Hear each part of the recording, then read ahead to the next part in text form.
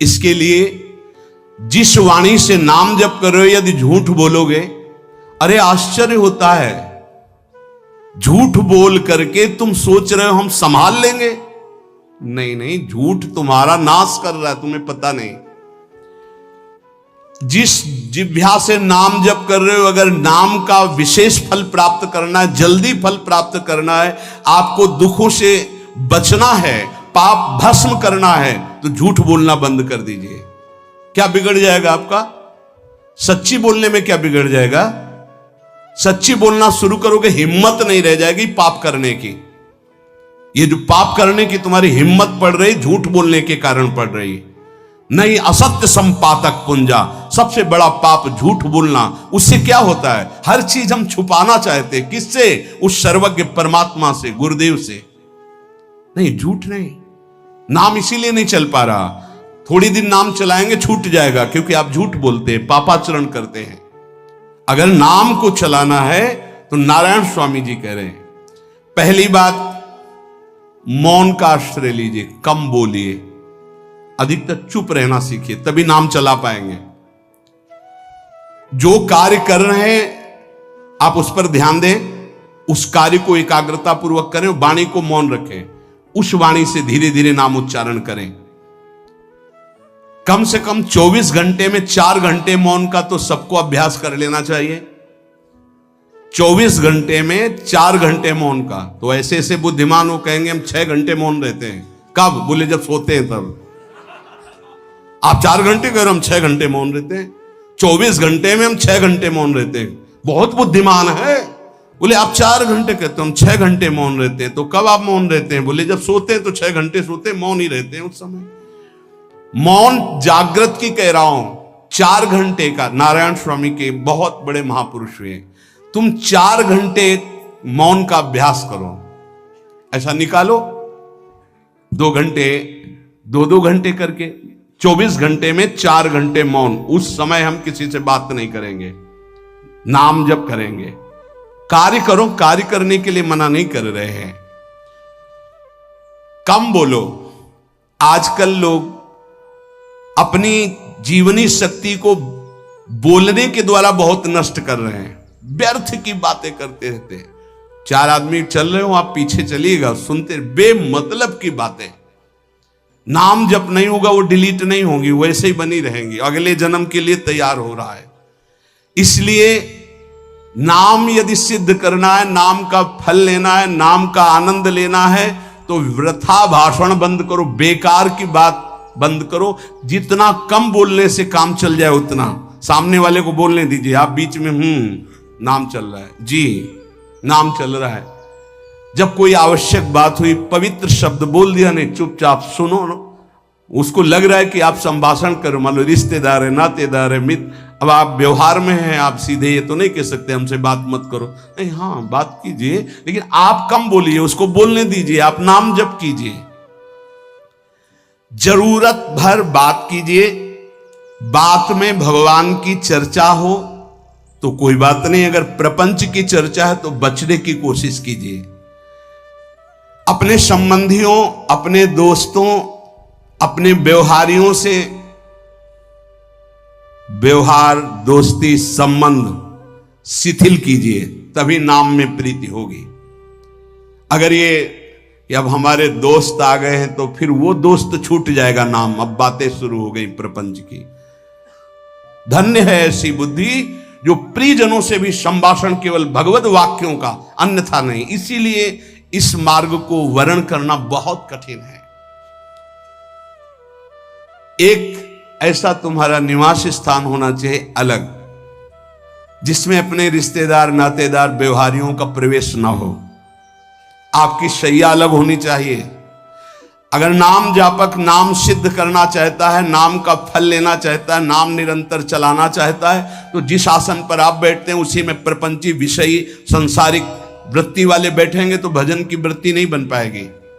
एक ऐसा, वैसे होते हैं घरों में बैठने वालों का अलग, लेकिन साधन कक्ष अलग होना चाहिए अपना।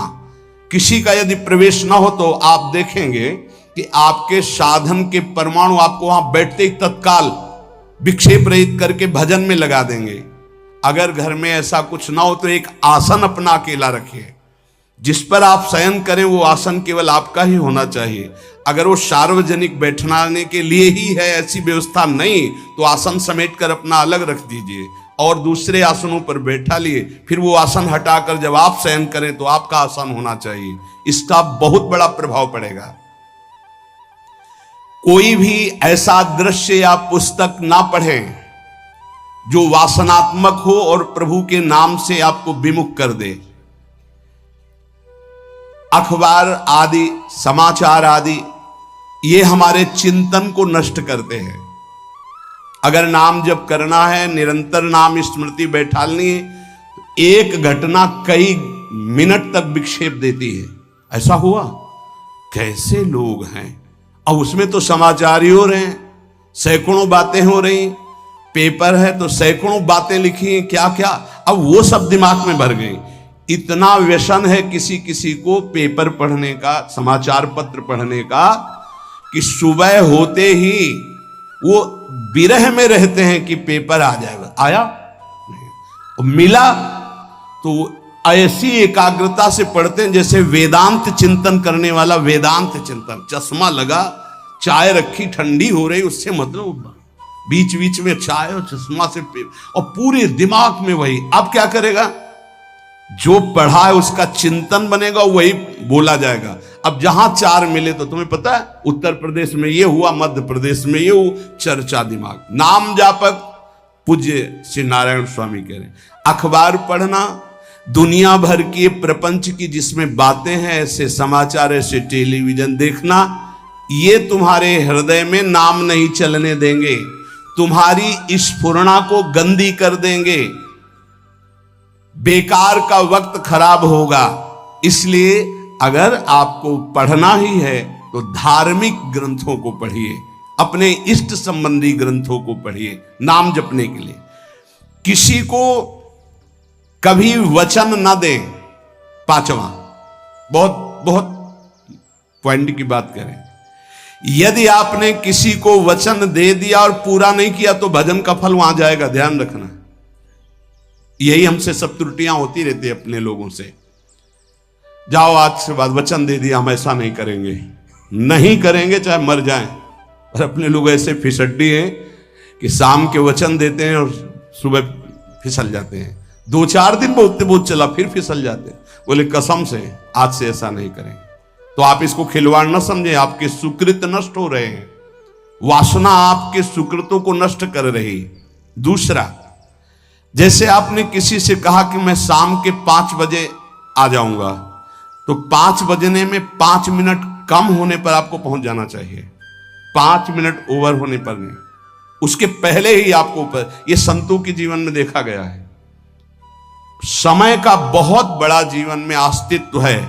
अगर आप किसी को समय दें, फिर उसमें प्रमाद स्थिति नहीं होनी चाहिए। 5 मिनट पहले पहुंचिए। समय दिया है किसी को तो 5 मिनट पहले उसको इंतजार ना करना पड़े। रात को सोते समय नाम जापक उपासक विचार करें, मेरा नाम किन किन कार्यों में छूटा, मेरे से कौन कौन सा पाप हुआ, मैंने कौन सी आज गलती की जो नहीं करना चाहिए, और उसे डायरी में नोट करें। नारायण स्वामी कह रहे हैं दूसरे दिन सावधानी पूर्वक वो गलतियां ना होने पावे जो हमने आज की।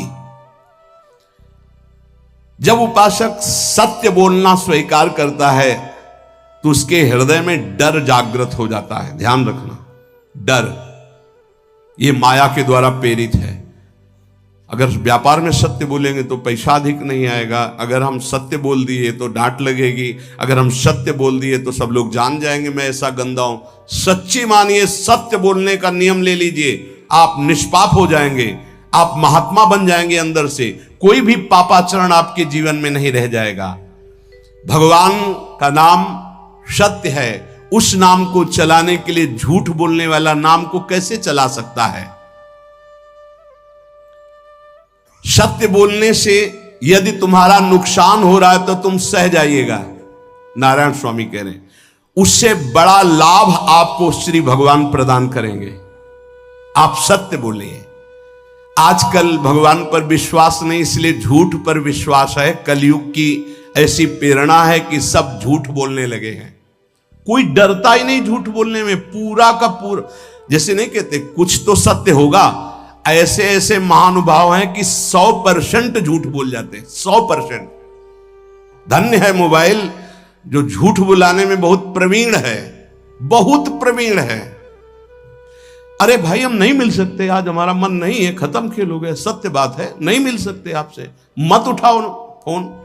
अगर तुम्हें झूठ ही बोलना है तो फोन क्यों उठाओ? नहीं बोलेंगे, नहीं उठाएंगे तो समझ जाएगा कि उनकी रुचि नहीं। ये झूठ क्यों बोलना, सत्य बोलो। झूठ से यदि आप बच गए तो आपके जिह्वा पे नाम निरंतर चलने लगेगा। ये झूठ ही नाम नहीं चलने दे रहा। असत्य आचरण, छुपाने की वृत्ति, असत्य भाषण, ये नाम में प्रीति नहीं। किसी को भी फुसलाने के लिए झूठ मत बोलिए। सत्य बोलने का अभ्यास कर लिए तो पापी जीव भी महात्मा बन जाए। सत्य आवश्यक है।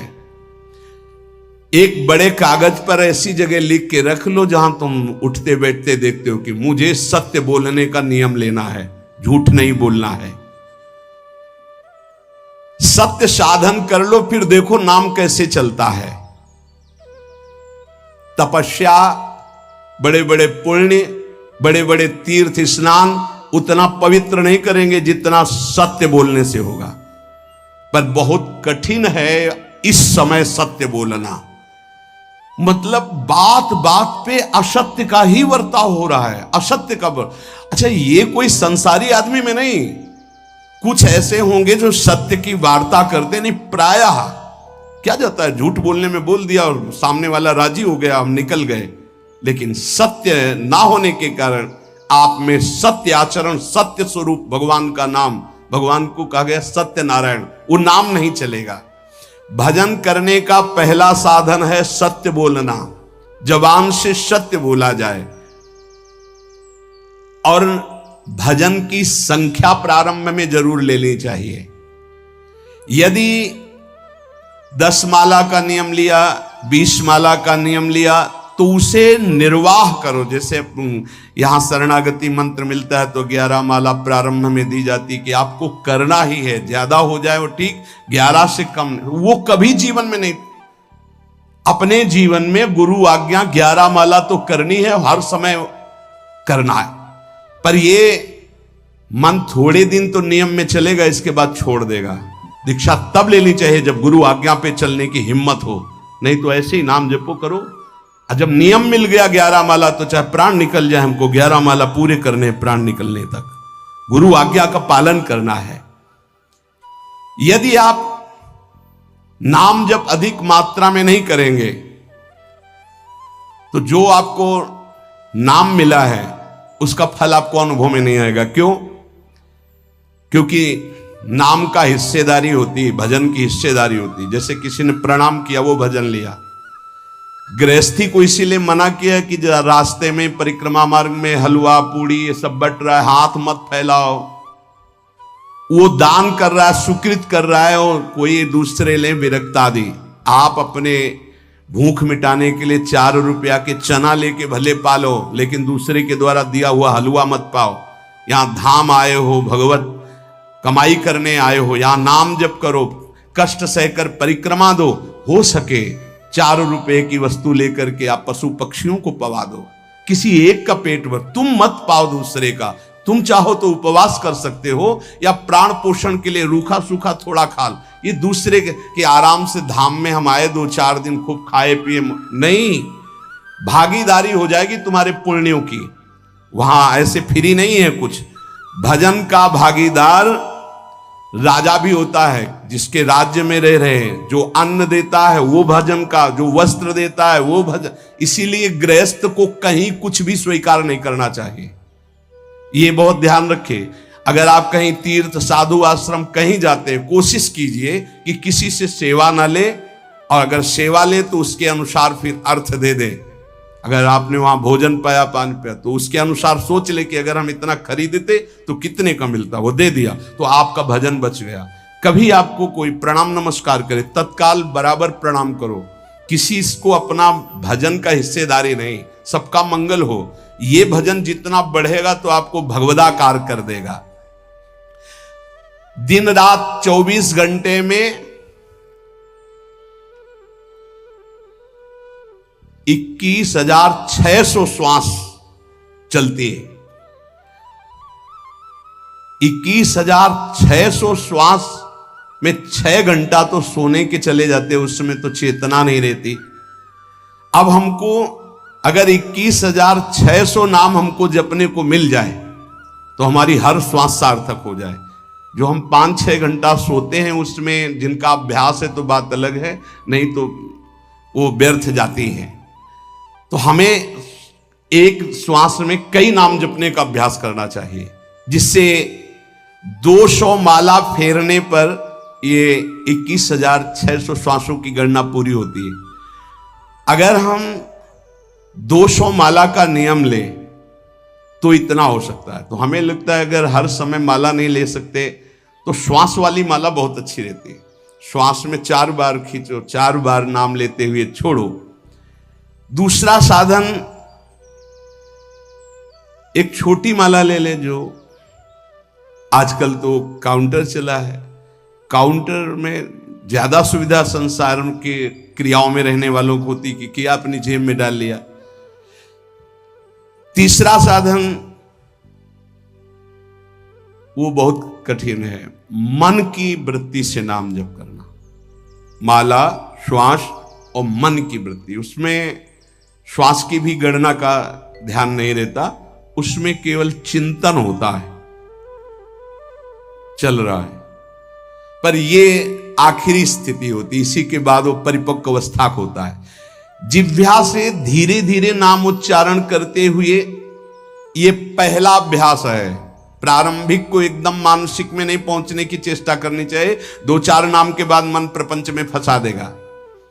दूसरा अभ्यास कंठ से में, जैसे हम जिह्वा से राधा वल्लभ सिंह, राधा वल्लभ सिंह, राधा वल्लभ सिंह, इसे वाचिक जप कहते हैं। मंत्र नहीं होगा, ऐसे नाम होगा। फिर उपांश ऐसे, फिर कंठ से चलता है, फिर हृदय से चलने लगता है, फिर नाभि से चलता है। जिसका नाभि से चलने लगता है उसका परावाणी के द्वारा भजन, वो सिद्ध पुरुष कहा जाता है। 4 वाणी, परा, पश्यंती, मध्यमा, वैखरी। वैखरी जो बोल रहे हैं, जो कंठ से, फिर हृदय से पश्यंती, परा नाभि से, मूलाधार केंद्र से लेकर के संपूर्ण ब्रह्मांड में इसमें नाम गूंज रहा है, वो सिद्ध पुरुष का होता है। पहला अभ्यास जिह्वा हिला करके शुरू करें, राधा राधा राधा राधा। फिर कंठ से, कभी हमारे सदगुरुदेव भगवान को देखना, अगर कोई आ गया और बातचीत का हुआ तो यहां से तत्काल चलता दिखाई देता है ना, कंठ ऐसे ऐसे हिलने लगता है कंठ। अगर शांत बैठे तो फिर नहीं दिखाई देता। अगर कोई है आसपास तो इतनी तीव्रता लगन होती कि कहीं छूट ना जाए नाम। कंठ से विशिष्ट अभ्यासी का, फिर हृदय से परिपक्व अभ्यासी का, और नाभि से सिद्ध महापुरुष का, परावाणी से चलता है। अगर 1 वर्ष तक जिह्वा से अभ्यास किया जाए, ये मैंने किया है, नारायण स्वामी कहते हैं, तो दूसरे वर्ष में कंठ से प्रारंभ हो जाता है। 2 वर्ष कंठ से चले तो अगला हृदय से प्रारंभ हो जाता है, और हृदय से 3 वर्ष चले तो फिर नाभि से 7 वर्ष में नाम सिद्ध हो जाएगा। अगर नियम पूर्वक झूठ ना बोले, सत्य आचरण करे, ऐसे नाम जप करे। हम ये कहते हैं कि चलो थोड़ा धीमे ही सही, पर 12 वर्ष में तो आपको सिद्ध हो जाना चाहिए। 12 वर्ष, यहां बोले 30 वर्ष के 50 वर्ष हो गए साधन करते हो, ज्यों कहते हो कोई परिवर्तन नहीं। इसका मतलब अंदर से नाम नहीं चलाया जा रहा, नाम में रुचि नहीं। 12 वर्ष में तो भगवत साक्षात्कार करके जागृत स्वप्न सुषुप्ति अवस्था पर विजय प्राप्त कर लेता है साधक। ऐसा ही स्वामी जी ने किया। नारायण नारायण नारायण नारायण नारायण, ऐसी सिद्धावस्था हो गई थी। एक टाट की लंगोटी, एक रस्सी कमर में, बस। बड़े ही उच्च कोट, और बहुत बड़े अरब खरबपति घर के बालक थे। सारी सिद्धियां उसके पैरों में लौटने लगती हैं, जिसका नाभि से भजन प्रारंभ हो जाता है, परावाणी से। अजपा जाप उसे ही कहते हैं जो नाभि से होता है। अजपा जाप करने वाले उपासक में जो अजपा जाप करने की चाह रखते हैं, पहला भोजन पर ध्यान दे, सात्विक भोजन, पवित्र भोजन। भाई नाम का स्वाद नहीं मिला तो कुछ लोग जो है बहुत प्रसन्न होते हैं जब सांसारिक पदार्थ आता है। बड़ी कृपा श्री ठाकुर जी की रही है कि इस विषय पर जो है बहुत परिपक्व किया है। रोटी नहीं मिली, ये रबड़ी रसगुल्ला की तो बात जाने दो। गंगा का किनारा, गांव में जाना नहीं, जो आकाश वृत्ति से वो आ जाए वही। आप लोगों को तो रोटी तो मिल रही है। पहला नाम सिद्ध करने के लिए भोजन सात्विक और थोड़ा, अगर एक समय पाके निर्वाह कर लो तो अच्छा, नहीं तो 2 समय, 3 समय पाने का तो अधिकार ही नहीं साधक को। भगवान की बड़ी कृपा है, जब भूख थी तब था नहीं, और जब है तो भोजन नहीं पा सकते। वो बड़ा लीला बिहारी है। जब भूख थी तब भोजन नहीं, और जब भोजन है तो नियम कानून इसके लग गए हैं, ये इतना इतना। दूसरा, पहला भोजन पर पवित्र। देखो नाम जप के लिए बहुत आवश्यक है। यही जीवन है कि अगर आप नाम जप करने लगे तो हमारा बोलना, हमारा जीना सार्थक हो जाएगा। अगर नाम जप आपको करना है तो पवित्र भोजन होना चाहिए। 2 टाइम भोजन पाना है तो थोड़ा थोड़ा पाओ, पेट ना भरने पाए, ऐसा ना लगने की वजन बढ़ गया है। वजन बढ़ गया है तो भजन घट गया है, वजन घट गया तो भजन बढ़ गया है। देखो तुम्हारे संसारिक संबंधी माता पिता चाहेंगे कि तुम्हारा चिकना शरीर होना चाहिए, हष्ट पुष्ट होना चाहिए, लेकिन हम चाहेंगे कि तुम्हारा भजन पुष्ट होना चाहिए, भगवदाकार वृत्ति होना चाहिए। शरीर तो आज है, कल नहीं रहेगा, चाहे जितना चिकना कर लो। संसारिक माता पिता के प्यार में और गुरु के प्यार में यही अंतर है। वो आपके स्वरूप को पुष्ट करेगा तो शरीर तो अपने आप, मन प्रसन्न है तो वो स्वस्थ है, अस्वस्थ होने पर भी स्वस्थ है। अगर शरीर स्वस्थ है और काम वासना है, नाना प्रकार की चिंताएं, ये थोड़ी माता पिता दूर कर पाएंगे। वो तो तपस्या और साधना से ही दूर होती है, ध्यान रख लीजिए। अधिक भोजन पाना, शरीर को बहुत पुष्ट बलवान कर लेना, तो हर इंद्रियों को भोग देना पड़ेगा आपको। वो कोई तपस्वी होता है, जो तपस्वी होता है वो संयमी होता है, जो संयमी होता है उसके चर्बी नहीं होती, ध्यान रखना। युक्ताहार विहार से, प्राण पोषण के लिए केवल शरीर में अन्न जाए तब नाम में प्रीति होगी। खाते खाते अनेकों जन्म व्यतीत हो गए, वर्षों व्यतीत हो गए, अरे अब तो भजन कर लो, कहां तक खाओगे? ये नरक कुंड है, डाला विष्ठा बन गया। नींद, एक नियम बना लो कि इतना ही सोना है। पता नहीं सोने में कौन सा सुख, नींद में केवल एक बात का सुख होता है, आपका संसार का चिंतन नहीं होता, तो आप जो शांत रहते हैं वो सुख होता है, लेकिन वो तमोगुणी सुख है। अगर आप जागृत में संसार का चिंतन न होने दें और भगवत चिंतन कर रहे हैं तो आप महापुरुष हो जाएंगे। सो सो के जीवन क्यों बर्बाद करते हैं? एक टाइम रखिए सोने का, बस। ये कोई तुम्हारा सुख नहीं है, ये तमोगुणी सुख है। निद्रा आलस्य प्रमादोत्तम तत्तामस मुदाहृतम। तो एक बात समझ लो, यद तज्ञे विस्मि परिणामे अमृतोपमम, जिसमें विष जैसा शुरुआत में लगता है उसका परिणाम अमृत होता है, और जिसकी शुरुआत अमृत जैसी लगती है उसका परिणाम विष होता है। प्रातःकालीन उठ करके सत्संग में आना विष जैसा लगता है, लेकिन उठ के आ रहे हो तो इसका फल अमृत होगा। ब्रह्म मुहूर्त में सो रहे हैं, जीवन बर्बाद कर रहे हैं, अरे ब्रह्म मुहूर्त में उठिए, स्नान कीजिए और सच्चिदानंद भगवान में चित्त को जोड़िए। ये विष जैसा लगता है, परिणाम अमृत जैसा होता है।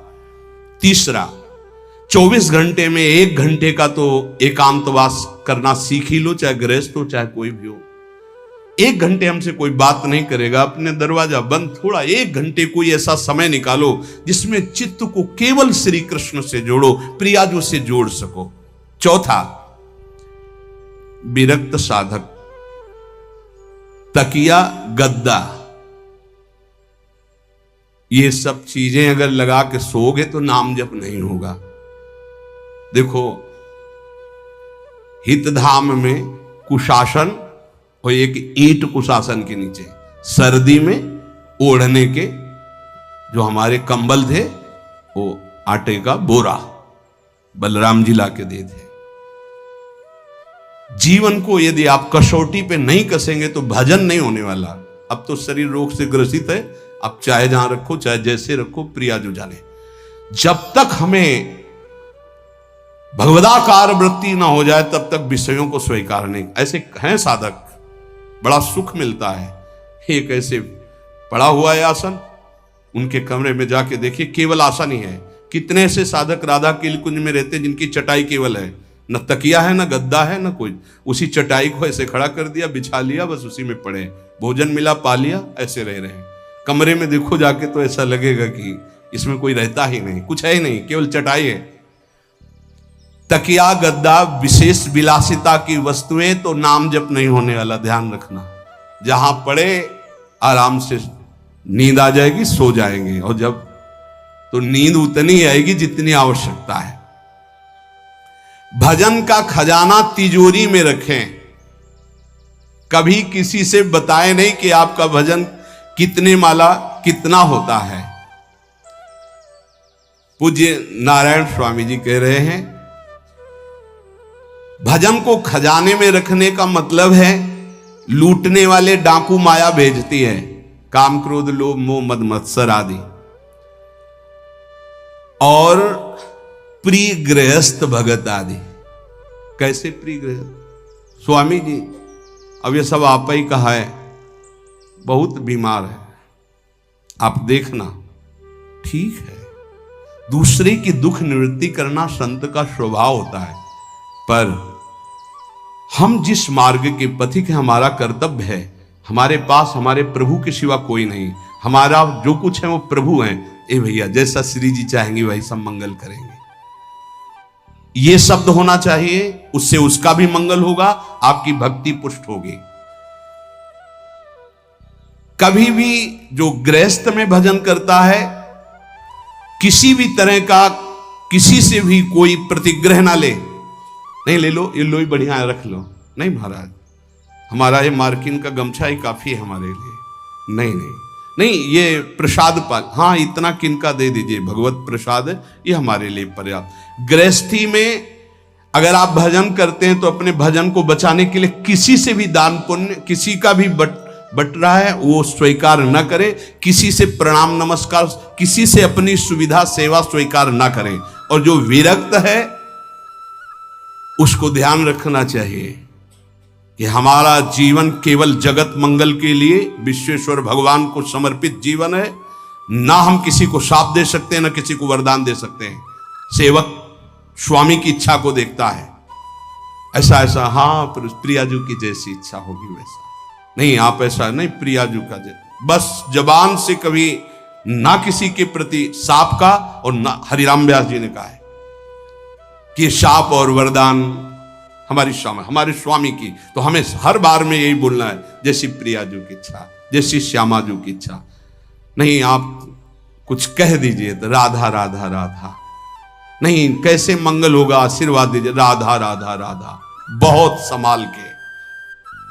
महात्माओं को इस बात में सावधान रखना चाहिए कि ये माया ममता का रूप धारण करके तुम्हारी तिजोरी को खाली कर देगी।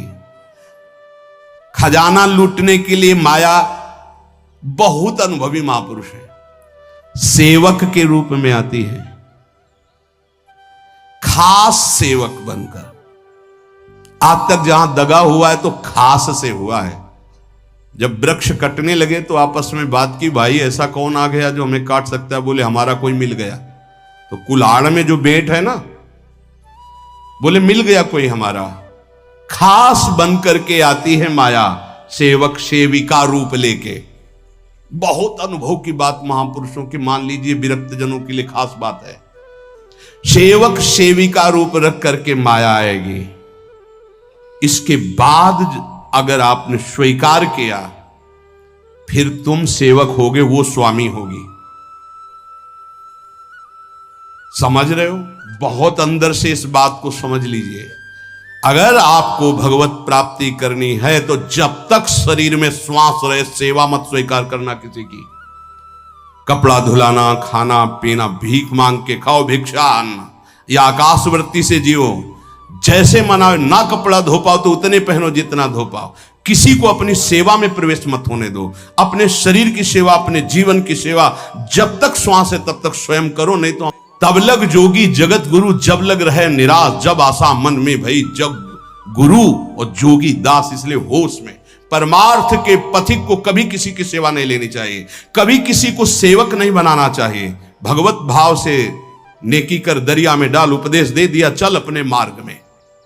जीवन की ये बात हमारी अनुभव की मान लीजिए। अगर निर्विघ्न पंथ निर्वाह करना है तो कभी किसी को यहां सेवक न बनाया जाए। सेवक सेविका के रूप में स्वीकार करने वाले साधु का हृदय आग की तरह जलने लगता है। जो जिंदगी भर निश्चिंत और निर्भय रहा, उसे भयभीत और चिंतायुक्त होना पड़ता है। अपने भजन को खास तिजोरी में रखे, अपने में जो सिद्धियां जागृत हो कभी प्रकट ना होने दे, उनका कभी प्रयोग ना करे। एक एक शब्द पर ध्यान देना, उसी को भगवत प्राप्ति होती है जो अपनी सिद्धि को प्रकाशित नहीं करता। ये माया त्रिशंकु की तरह लटका देती है, न स्वर्ग में न भूमि में। देखो सेवक जी महाराज कहते ऐसे न वैसे रहे मजरेढ़ो पाछलियो जो करी निर्भाषित, न परमार्थ के न व्यवहार के।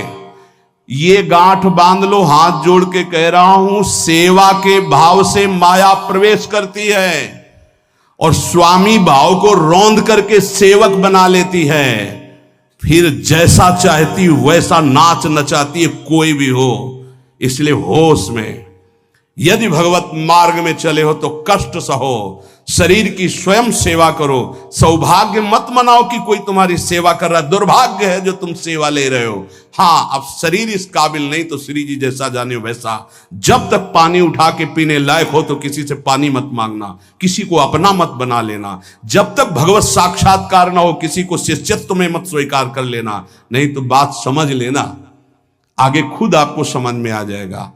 किसी भी तरह से अपनी तिजोरी को ना खुलने देना तो भगवत साक्षात्कार हो जाएगा। बोले नहीं हमारा तो परहित की भावना और प्रचार करना है, तो है क्या तुम्हारे पास प्रचार करने के लिए? परहित की भावना के लिए है क्या तुम्हारे पास? जब तक सर्वत्र श्री कृष्ण का अनुभव नहीं हो जाता तब तक उसमें कोई सामर्थ्य नहीं होती। और जब सर्वत्र वासुदेव का अनुभव करता है तो उद्धार किसका करना है? विचार करके देख लीजिए। फिर वो स्वांता सुखाए तुलसी रघुनाथ गाथा। इसलिए भजन के खजाने को बचा के रखो। रूखा सूखा टुकड़ा खा करके गंगा जल यमुना जल का आचमन करके जीना सीखो। अच्छे अच्छे पदार्थ सामने होने पर वही पदार्थ स्वीकार करो जिससे तुम्हारी जिह्वा रुचि ना कर पावे। ये दुष्ट है, इस दुष्ट को दंड दो। नारायण स्वामी जी ने कहा है, आगे हमने कल चिंतन में पढ़ा था, कह रहे हैं कि हमने इसको कैसे वश में किया। जहां गरम जलेबी बनती थी वहां खड़े हो जाते थे, कहते देखो कितनी बड़ी हाल है, नहीं मिलेगी तुझे, चलो। पूरी बाजार में घुमाते थे और कहीं भी इसको नहीं। और अगर संयोग वश साथ मिल जाती थी तो गंगा जल में फेंक देते थे। हरिद्वार में नारायण स्वामी जी गंगा जल में फेंक देते। बहुत बढ़िया बेटी, ये ले। अपने हृदय को पावन रखने के लिए इसी जन्म में भगवत प्राप्ति के लिए आहार को सुधारा जाए और निरंतर नाम जपने का अभ्यास किया जाए। जिसमें भगवान के चरणों में प्रेम न हो, उनका नाम जप न हो, उनका गुण कीर्तन न हो, वो कर्म धर्म सब आग लग जाए। जो भगवान के चरणों में भाव न प्रकट करे, वो यहां कह रहे हैं। यदि भगवान के चरणों में भक्ति नहीं, नाम जप नहीं, भजन नहीं, तो वो ज्ञान किस काम का? वो नैष्कर्म कर्म भी किस काम का जो अच्युत भावनाविहीन, भगवत भावनाविहीन, भगवान को अर्पण नहीं किया गया? फिर वो काम कर्म जो बंधन कारक है उनकी तो चर्चा ही क्या है। एक बार देवर्षि नारद जी ने देखा भगवान बहुत प्रसन्न है, तो भगवान से कहा, हे नारद, न मैं बैकुंठ में रहता हूं और न योगियों के हृदय में रहता हूं। ये मेरे प्रसिद्ध स्थान बताए गए हैं रहने के, पर मैं यहां नहीं रहता। मैं वहीं रहता हूं जहां मेरा भक्त नाम का कीर्तन करता, मेरी चर्चा करता, मेरे गुणों का गान करता है। यदि मनुष्य गंध पुष्पादि के द्वारा मेरे भक्तों का पूजन करते हैं तो मुझे इतनी प्रसन्नता होती है कि जो एक मेरी पूजा करे तो मैं उतना प्रसन्न नहीं होता जितना मैं अपने भक्त के पूजन से होता हूं।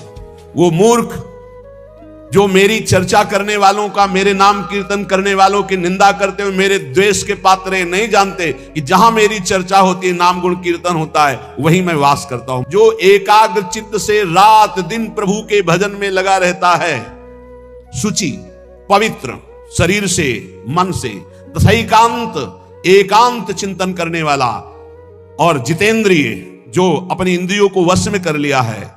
समाप्नुयाद योग मिमम महामना, जो मेरे ऐसे योग को प्राप्त हो गया। योग तेसाम सततयुक्ता नाम भजताम प्रीतिपूर्वकम ददामि बुद्धि योगम तम ये नमाम उपयांति ते। जो निरंतर भजन करता है उससे बड़ा कोई योगी नहीं। सबसे बड़ा वो योगी वही जो समाहित चित्त, एकाग्र चित्त होकर के निरंतर भगवत चिंतन में रात दिन डूबा रहता है। ऐसा जो मेरा भक्त है तो कुलम पवित्रम, उसका कुल पवित्र हो गया। सो कुल धन्य उमासुन जगत पूज्य सुपनीत, संपूर्ण जगत का बंदनी कुल हो गया जिसके यहां ऐसा बेटा पैदा हुआ जो रात दिन भजन करने वाला। कुलम पवित्रम, कुल का कुल पवित्र। जननी कृतार्थ था, वो मां कहलाने योग्य है। जिसके ऐसा बेटा पैदा हुआ वो कृतार्थ है। श्री सेवक जी महाराज कहते वो देश धन्य, वो कुल धन्य, वो माता धन्य, वो पिता धन्य जिसके यहां नाम जापक प्रकट हो गया। रात दिन समाहितो ब्रह्म परो अप्रमादी, शुचिस्तथैकांत रतिर जितेंद्रिय, समाप्नुयाद योग मिमम महामना, विमुक्ति मापनोति ततश्च योगतः। तो कुलम पवित्रम जननी कृतार्था वसुंधरा भाग्यवती चतेन। धन्य है वो भूमि, तीर्थ हो जाता है जहां भक्त प्रकट होता है, वो भूमि बंदनी हो जाती है। भगवान शंकर जी एक बार एक जगह प्रणाम कर रहे थे तो पार्वती ने पूछा ये कौन सा तीर्थ स्थल है? तो उनका तीर्थ स्थल नहीं है, 1 सहस्त्र वर्ष बाद यहां एक भक्त पैदा होगा, 1000 वर्ष बाद, इसलिए मैं इस भूमि को प्रणाम करता हूं कि यहां एक महाभागवत प्रकट होगा। जिस भूमि में भागवत प्रकट होना है तो परम वैष्णवाचार्य भगवान श्री उस भूमि को नमन करते हैं। जो हरि का भजन करने वाले भगवान शंकर बहुत प्यार करते हैं उनको। मार्कंडे जी को बुलाए, भगवान शिव और पार्वती दर्शन देने गए तो उन्होंने पूछा कभी ध्यान नहीं किया आपका, कभी बुलाया नहीं, आप क्यों आए प्रभु? तो उनका जो मेरे हरि का भजन करता है उस पर मैं बहुत द्रवित होता हूं और अपने आप कृपा करता हूं। तो धन्य है उसकी मां जिसके ऐसा पुत्र पैदा हुआ रात दिन भजन करने वाला। नहीं तो एक मां ऐसी भी है जो अभी सुनाया हमने कि एकांतिक में वो कह रहे थे कि मां ने मोबाइल तोड़ दिया, अगर सत्संग सुनोगे तो मोबाइल तोड़ दिया। पिता ने कहा कि तुम्हें हमारी कसम अगर वृंदावन गए बाबा की बात सुनी। तो ये भी बात है। और एक वो है जो जननी करतार था। एक मां आई थी और उसने बताया कि हमारे बेटे ने कहा कि अब दोबारा हमारे सामने मत आना, मैं आपको प्रणाम करता हूं क्योंकि आप आती हो तो हमारे मन में विक्षेप होता है। बोले हमने भी निश्चय किया कि अपने बेटे को अब कभी विक्षेप नहीं, मैं भले ही राधा केलकुंज में किसी जगह छुप के उसको देख लूं लेकिन अब कभी सामने नहीं जाऊंगी महाराज जी। वो भी शिष्य है, तो उनका धन्य है आपकी त्यागनिष्ठा जिससे उसका भी और श्री जी की सेवा में रात दिन बना रहता है। ये है निष्ठा है, ये है जननी, पवित्र जननी, जिनकी कोख पवित्र हो गई, जिनका जीवन धारण करना पवित्र हो गया, गर्भ धारण करना पवित्र हो गया। जननी करतार था। जब श्री ध्रुव जी परम पद पर आरूढ़ होने के लिए विमान पर विराजमान हुए तो उनको याद आई अपनी मां और भगवत पार्षदों से कहा मेरी मां की क्या गति होगी, क्योंकि मैं अपनी मां का अकेला पुत्र हूं, कोई मां का प्यार करने वाला नहीं था। महाराज तो सुरुचि को प्यार करते थे, तो मेरी मां की क्या दशा हुई होगी। तो उनका वो जो आपसे भी तीव्र गति से चमकता हुआ विमान आगे जा रहा है उसमें आपकी मां जा रही भगवान के धाम को। अश्रु आगे की भगवान आप कितने कृपाल। प्रहलाद जी ने जब देखा कि भगवान नरसिंह प्रसन्न हुए तो उनका प्रभु वैसे तो मांगने की कोई इच्छा नहीं पर एक जानने की इच्छा है। मेरा पिता कहलाने वाला हिरण्यकश्यप आपसे द्रोह करता है, आपकी निंदा की तो उसे अवश्य नरकों की प्राप्ति होगी। नाथ क्या पिता कहलाने का अधिकार उनको प्राप्त हुआ इस शरीर का, तो क्या प्रभु उनकी नरक से उद्धार हो जाएगा? तो उनका तुम्हारे जैसा पुत्र जिसका हो 21 पीढ़ियां परम पद पे चली जाती। हिरण्यकश्यप तो मेरा पार्षद है, मेरी केवल लीला के लिए वो ऐसा कर रहा है, वो तो परम पद का अधिकारी था, है और रहेगा। अरे तेरे जैसा भक्त पैदा हो जाए तो 21 पीढ़ियां उस कुल की उद्धार हो जाती है। जननी करतार था। अब वैष्णव किसे कहते हैं, कैसे आचरण हो जिन्हें वैष्णव कहा जाता है? बहुत सुंदर देवर्षि नारद जी परम वैष्णवाचार्य हैं, वो वर्णन करते हैं। सबसे सौम्य कोमल बर्ताव और इंद्रिय विजयी, कर्मणा मनसा वाचा परद्रोह मनिच्छवः। शरीर से, मन से, वाणी से कभी किसी से दुश्मनी स्थापित नहीं करता वैष्णव। वैष्णव अजात शत्रु होता है। हरिवंश नाम लीन जे अजात शत्रु ते सदा, प्रपंच दंभ आदि दय तहां कछु न पेखे। हरिवंश नाम लीन, जो नाम जप करने वाले हैं, जो आचार्य शरणागत हैं, जो वैष्णव हैं, वो अजात शत्रु हैं। याद रखो, अगर आप किसी से द्रोह रखते हैं, दुश्मनी रखते हैं, तो आप वैष्णव नहीं, भगवान के प्रिय नहीं है। अद्वैष्टा सर्वभूतानां मैत्रः करुण एवच निर्ममो निरहंकारा सम दुःखः सुखा क्षमी। क्षमावान, सुख दुख में समान भाव रखने वाला, किसी से भी ममता और अहंकार न करने वाला, सबसे मित्रता और करुणा का व्यवहार करने वाला, कभी किसी से द्रोह न करने वाला भक्त मुझे प्राण प्रिय है। मन वचन कर्म से किसी से भी द्रोह ना हो। तुमसे कोई दुश्मनी रखे तुम्हारे हृदय में उसके प्रति दुश्मनी ना हो, ये वैष्णव का लक्षण है। काम विजयी, प्रशांत चित्त और सौम्य सरल स्वभाव, मन वाणी कर्म के द्वारा किसी को भी दुख न देना, द्रोह न करना। दयार्द मनुष्यो नित्यम, जिसका चित्त भगवत भजन से द्रवीभूत है, सब पर करुणा करने के लिए उतावला रहता है। वैष्णव का हृदय कैसा रहता है? सब पर करुणा करने की। क्या करूं कि इनको सुख पहुंच जाए, क्या दे दूं, कैसे इनको प्रसन्न कर लूं, कैसे इनका हृदय आह्लादित हो जाए, ये वैष्णव का हृदय होता है। दयार्द मनुष्यो नित्यम, क्यों? दया समुद्र भगवान का भजन करते हैं तो उनके हृदय में दया की हिलोरे, करुणा की हिलोरे उठती हैं। स्तेयम हिंसा परांग मुखा, वैष्णव कभी चोरी नहीं कर सकता, वैष्णव कभी किसी की हिंसा नहीं कर सकता। गुणेषु परकारेषु पक्षपात मुदान्विता, वो सदैव भगवत पक्षपाती होता है। वैष्णव जो भगवान का नाम, भगवान का गुणगान करते, उन्हीं से हमारा संबंध रहता है। और जो भगवत विमुख हैं, जो भगवान की निंदा करते हैं, तो जाके प्रिय ना राम वैदेही तजिए ताहि कोटि बैरी सम, कोटि बैरी सम, तजिए ताहि कोटि बैरी सम, यद्यपि परम स्नेही जाके प्रिय न राम वैदेही। बोले पक्षपात मुदान्विता, भक्त का हृदय पक्षपाती होता है। जो हरिवंश को नाम सुनावे, तन मन प्राण तासु बलिहारी, जो हरिवंश उपासक सेवे, सदा सेवता के चरण विचारी। सेवक जी महाराज कह रहे, जो हरिवंश बोले तो तन मन प्राण ने उछावर कर दूं। गोस्वामी तुलसीदास जी कह, तुलसी जाके मुख से धोखे निकसत राम, ताके पक्की पक्तली मोरे तनु की चाम। ये वैष्णव धर्म है। रामकृष्ण हरि कोई बोले उसके चरणों में झुकना आना चाहिए। अगर ऐसा नहीं तो आप वैष्णव नहीं हैं, आप भगवान के निज जन नहीं हैं। पक्षपात मुदान्विता, किसी वैष्णव को कष्ट है तो ऐसा समझो जैसे अपने ऊपर कष्ट है, अपने सगे भाई पर कष्ट है। सदाचार वदाताश्च परोत्सव निजोत्सवा, सदैव सदाचार परायण, सदाचार सद महापुरुष जिन आचरणों को किए हैं उन्हें सदाचार कहते हैं। जिनको मना किया जाता है ऐसे आचरण न करो, ये न खाओ, न ये पियो, ऐसे मत बोलो, ऐसे मत चलो, ऐसा मत करो, वो असद आचरण है। जिन्हें सद आचरण करने वाले महापुरुषों ने प्रमाणित किया, वही सदाचरण करने चाहिए। वैष्णव कैसा होता है? बोले सदाचार वदातश्च, उसकी वाणी में, उसके जीवन में, उसके चरित्र में सद आचरण होंगे। और परोत्सव निजोत्सवाः, वो जब कोई उत्सव मना रहा है, आनंदित है, सुखी है, तो इस बात को देखकर वो सुखी हो, जलन नहीं होगी कि अरे इसका बड़ा यश हो रहा है, इसकी बड़ी कीर्ति हो रही। ये वैष्णव में नहीं होता। वो भले कंठी तिलक बांधे, यदि ईर्ष्या करता है तो वो वैष्णव नहीं है।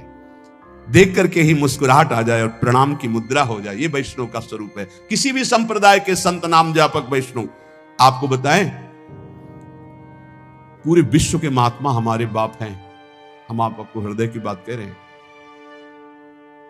आज के 35 वर्ष पहले गुरु नानक साहब जी ने दर्शन दिए थे गंगा के किनारे। निज जनों को हितधाम में भी बताया था और यहां भी बताया था। एक ऐसे पट्टी पड़ी हुई थी, जो शब्द लिखे थे, मुझे पंजाबी आती रही, पंजाबी अक्षरों में लिखे हुए थे, और गंगा के किनारे रेती में बैठे हुए थे। तो देखा ऐसे नानक साहब विराजमान, गंभीर शांत मुद्रा। बार बार हम कोशिश करते थे उन शब्दों को पर हमको ज्ञान नहीं उसका, तो केवल एक ऐसे जैसे दुपट्टा ऐसे हो, ऐसे दुपट्टा, उसमें कुछ अक्षर लिखे हुए थे। बस अपार श्रद्धा इन महापुरुषों का वही होता है जो इनकी आज्ञा के अनुसार चले। ध्यान रखना, ये जितने सिद्ध महापुरुष भगवत प्राप्त हैं, तुम लाखों कोस दूर से अगर इनकी आज्ञा का पालन करोगे तो तुम जानते भी नहीं हुए तुम पर अपार कृपा उड़ेल देंगे। और जो निज जन कहलाते अगर उनकी आज्ञा के विरुद्ध है तो पाई भर कृपा नहीं प्राप्त कर सकते। महापुरुषों का पक्षपात होता है, उनकी आज्ञा का पालन कर, जो गुरुवाणी के अनुसार चले उस पर कृपा बरसेगी। गुरुवाणी के विरुद्ध चले तो कहलाए उनका, तो उनको वो कृपा की रेख भी नहीं पा सकता है। ये देखा गया, हम तो जानते भी नहीं थे, तब कृपा हुई थी, तब कृपा हुई थी। और एक महापुरुष में एक से एक बड़े महापुरुषों का सानिध्य गुरु कृपा से प्रकट अप्रकट होता ही रहता है। पक्षपात मुदान्विता, ये हृदय में पक्का समझ लो, विश्व के जितने संत हैं इन सबकी एक साथ कृपा उदय होती, तब जाकर के वो भगवदानंद की ऊंचाई पर पहुंचता कोई साधक। सबकी कृपा हो, सब हमारे हैं, कभी हमको ऐसा नहीं लगा कि कोई गैर है, कोई और है ऐसा लगा ही नहीं, कोई और है ऐसा लगा ही नहीं। सच्ची तुम्हें कहते, जिधर देखो उधर अपना ही स्वामी नजर आ रहा है। सर्वान्वस्ततया निरीक्ष परम स्वाराध्य बुद्धिरो, मेरे आराध्य देव नजर। और इतना प्यार ये महापुरुष कर रहे हैं, तुम्हें हम कैसे बताएं? तुम्हें क्यों लगता है ऐसा? नहीं, ये सब हमारे हैं। ऐसा प्यार इनका उदय हो रहा है, रोते ही बनता है बस, और कुछ नहीं बनता। ये सब हैं जिनकी समझ में आता हो कि अंतर्ध्यान हो गए, उनकी समझ में आता है वो हैं, अभी हैं, इसी क्षण हैं, ये सर्वव्यापी तत्व हो चुके हैं, यही हैं, जहां पुकारो वही विराजमान है। पक्षपात मुदान्विता, ये पक्षपाती हैं। किस बात के? जो इनकी आज्ञा का पालन करे, जो इनके उपदेश के अनुसार चले, उसके पक्षपाती है। परोत्सव निजोत्सवाहा, वैष्णव दूसरों को सुखी देख करके सुखी होता है, दूसरों को देखकर जलता है, ऐसा वैष्णव नहीं होता। जो विषयी पुरुष है, पापी पुरुष है, अविवेकी पुरुष है, जो भगवान से द्रोह करने वाला है, उनसे ऐसे डरो जैसे काले सर्प से डरा जाता है। कृष्ण सर्पादि उभयम बाहे परिचरंती, दूर ही से भाग जाओ, उनका संग मत करो। ऐसे लोगों का संग न करे जो विषयी हैं, वो सर्पों से भी ज्यादा भयावने हैं। ये तुम्हारे दिमाग में विष चढ़ा देंगे। बोले विशेष्व विवेकानाम या प्रीति रूप जायते, जो भगवान के चरणों में प्रीति प्रकट करने वाले नाम गुण लीला चिंतन की चर्चा करते हैं, ऐसों का तो संग ठीक है, लेकिन